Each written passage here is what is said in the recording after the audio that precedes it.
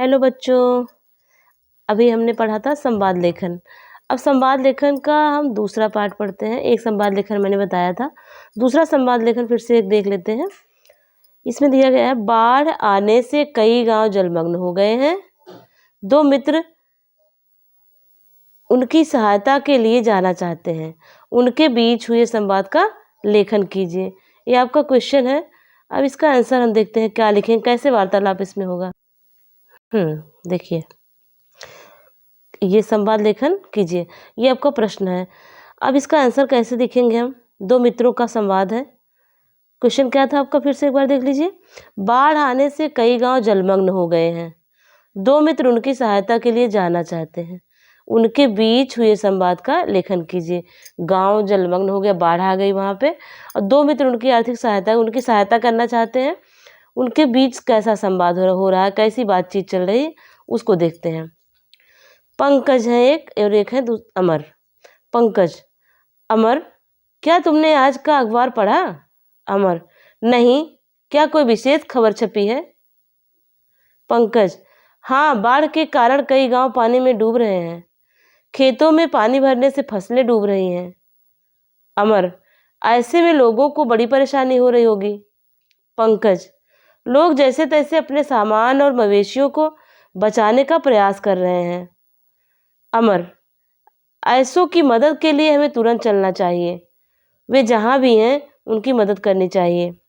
पंकज, मैं अपने मित्रों के साथ कुछ कपड़े, खाने की वस्तुएं, मोमबत्ती, माचिस आदि इकट्ठा करके आज दोपहर तक पहुंच जाना चाहता हूं। पंकज कह रहे हैं। अमर क्या कहते हैं, यह तो बहुत अच्छा रहेगा। मैं अपने साथियों से कहूँगा कि वे कुछ रुपए भी दान स्वरूप दें, ताकि उनके लिए पानी की बोतलें और ज़रूरी दवाइयाँ खरीदा जा सके। पंकज, तुमने बहुत अच्छा सोचा है, क्या तुम भी मेरे साथ चलोगे। ये इन दोनों लोग की वार्ता है। अमर कह रहे हैं कि मैं अवश्य साथ चलूँगा और मुसीबत में फंसे लोगों की मदद करूँगा। ये जो है इन लोग की बातचीत है। इसी तरह से तीसरा संवाद लेखन भी हम देख लेते हैं। दो संवाद लेखन हुआ, तीसरा ऐसे ऐसे प्रश्न आ जाते हैं। इसी तरह से आप लोगों को भी आपस की बातचीत सरल ढंग से करनी चाहिए। तो एक और उदाहरण देख लेते हैं हम संवाद लेखन का। बिजली की बार बार कटौती से उत्पन्न स्थिति से परेशान महिलाओं की बातचीत का संवाद लेखन कीजिए। क्या है, महिलाएं हैं, बिजली बार बार कट रही, आ रही, जा रही, तो उससे परेशान है। तो महिलाएं आपस में क्या बात कर रही हैं उसका संवाद देख लेते हैं, कैसे हम लोग संवाद लेखन करेंगे। अब देखिए, तनु है और विभा है, दोनों की बातचीत है। क्या बात है विभा, कुछ परेशान से दिख रही हो। विभा, क्या कहूँ तनु, बिजली की कटौती से परेशान हूँ। तनु, ठीक कह रही हो बहन, बिजली कब कट जाए कुछ नहीं कहा जा सकता, कुछ कह नहीं सकते। विभा, तनु, बिजली न होने से आज तो घर में बूंद भर भी पानी नहीं आए। समझ में नहीं आता नहाऊं कैसे, बर्तन कैसे धोऊं। तनु कह रही है, आज सवेरे बच्चों को तैयार करके स्कूल भेजने में बड़ी परेशानी हुई।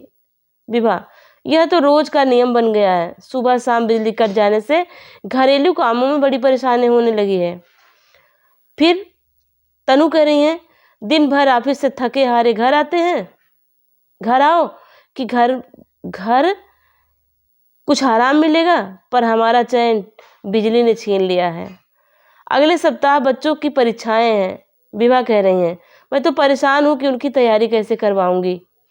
तनु, चलो आज बिजली विभाग को शिकायत करती हूँ, ऑफिस चलेंगे।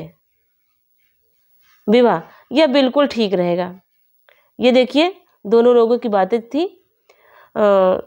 ऐसे ही संवादों का हम लेखन करेंगे। जो हमारे आपसी बातचीत है, जैसी भी उसको ठीक ढंग से, जैसा हम लोग बोलते हैं, बातचीत आपसी जैसी होती है, बहुत कठिन शब्दों का प्रयोग न किया जाए। तो उचित विराम चिन्हों का प्रयोग किया जाए। जहाँ पर प्रश्नवाचक हो, प्रश्न हो, वहाँ पे प्रश्नवाचक चिन्ह लगाया जाए। संबोधन हो, वहाँ पर संबोधन का चिन्ह लगाया जाए। पूर्ण विराम, कामा, सभी का उचित प्रयोग करके और सरल भाषा में, बातचीत जैसी होती है वैसा करके हम संवाद लेखन कर सकते हैं। इसमें कोई कठिनाई की बात नहीं है। जैसे हम बातचीत करते हैं वैसे ही आम भाषा में ही उसको किया जाना चाहिए। तो आज के लिए इतना ही। धन्यवाद।